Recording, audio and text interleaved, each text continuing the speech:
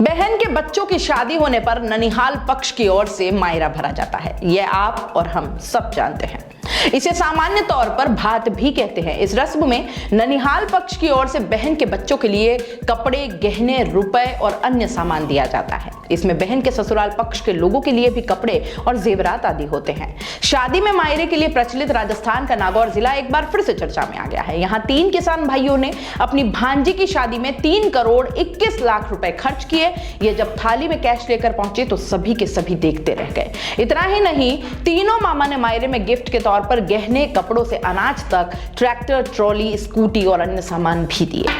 मामला जिले के जायल क्षेत्र के झाड़ोली गांव का है। दरअसल घेवरी देवी और भंवरलाल पटोलिया की बेटी अनुष्का की कल बुधवार को शादी थी और इस दौरान अनुष्का के नाना बुर्डी गांव निवासी भंवरलाल गरवा अपने तीनों बेटे हरेंद्र, रामेश्वर और राजेंद्र के साथ करोड़ों रुपए का मायरा लेकर पहुंचे। पिता के इस सम्मान को देखकर एक बार के लिए घेवरी देवी और उनके परिवार की आंखों में आंसू आ गए। वहीं पिता का यह कहना था कि परिवार की इकलौती बेटी है और इसी की किस्मत से मेरे तीनों बेटों को इतना कुछ मिला है। इस दौरान थाली में 81 लाख रुपए कैश रखे गए। अनुष्का के नाना खुद थाली सर पर उठाकर शादी में पहुंचे। इस थाली में 500 रुपए के नोटों की गड्डियां रखी हुई थी और यहाँ गांव समाज के पंच पटेलों के बीच 81 लाख रुपए के अलावा 18.5 बीघा खेती के लिए जमीन, नागौर रिंग रोड पर करीब 30 लाख रुपए की कीमत का प्लॉट, 41 तोला सोना और 3 किलो चांदी के गहने दिए। इसके अलावा अनाज की बोरियों से भरी नई ट्रैक्टर और ट्रॉली, अपनी दोहते यानी दुल्हन के लिए एक स्कूटी भी गिफ्ट की। इतना कुछ देखकर वहां मौजूद लोगों में यह मायरा चर्चा का विषय रहा। समाज और पंच पटेलों की मौजूदगी में ननिहाल पक्ष की ओर से जमीन के सारे डॉक्यूमेंट्स बेटी के परिवार को दिए गए। वहीं तीनों भाइयों ने बहन के ससुराल वालों के प्रत्येक सदस्यों को चांदी के सिक्के भी भेंट किए। ये सिक्के भी थाली में सजाकर पहुंचे थे। भाइयों के इस प्यार को देखकर इकलौती बहन घेवरी देवी की आंख में आंसू आ गए। इतना ही नहीं, भाइयों ने बहन को 500 रुपए के नोटों से सजी चुनरी भी उड़ाई। घेवरी देवी के पिता भंवरलाल गरवा कहते हैं कि उनके पास करीब 350 बीघा खेती की जमीन है। वहीं उनके तीनों बेटे हरेंद्र, रामेश्वर और राजेंद्र गरवा के बीच घेवरी इकलौती बहन है। वो मुझे ईश्वर का दिया हुआ उपहार है। बहन, बेटी और बहू से बड़ा धन कुछ नहीं।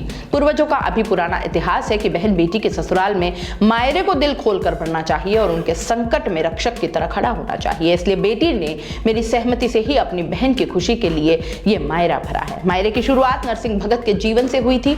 नरसिंह का जन्म गुजरात के जूनागढ़ में आज से 600 साल पूर्व हुमायूं के शासनकाल में हुआ। नरसिंह जन्म से ही गूंगे और बहरे थे। वो अपनी दादी के पास रहते थे। उनका एक भाई भाभी भी थे। भाभी का स्वभाव बहुत कड़क था। एक संत की कृपा से नरसिंह की आवाज वापस आ गई तथा उनका बहरापन भी ठीक हो गया। नरसिंह के माता पिता गांव की एक महामारी का शिकार हो गए। नरसिंह का विवाह हुआ, लेकिन छोटी उम्र में ही पत्नी चल बसी। नरसिंह जी का दूसरा विवाह कराया गया। समय बीतता गया और नरसिंह की लड़की नानीबाई का विवाह अंजार नगर में हुआ। इधर नरसिंह की भाभी ने उन्हें घर से निकाल दिया। नरसिंह श्री कृष्ण के अटूट भक्त थे।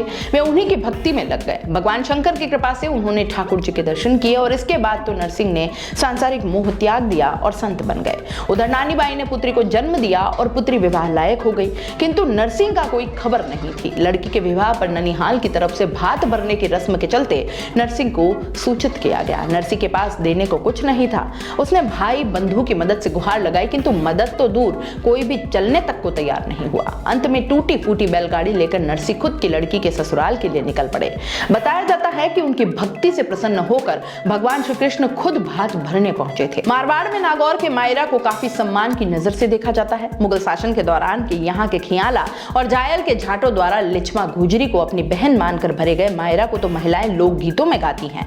कहा जाता है कि यहाँ के धर्माराम जाट और गोपाल राम जाट मुगल शासन में बादशाह के लिए टैक्स कलेक्शन कर दिल्ली दरबार में ले जाकर जमा कराने का काम करते थे। इस दौरान एक बार जब वो टैक्स कलेक्शन कर दिल्ली जा रहे थे तो उन्हें बीच रास्ते में रोती हुई लिचमा गुजरी मिली।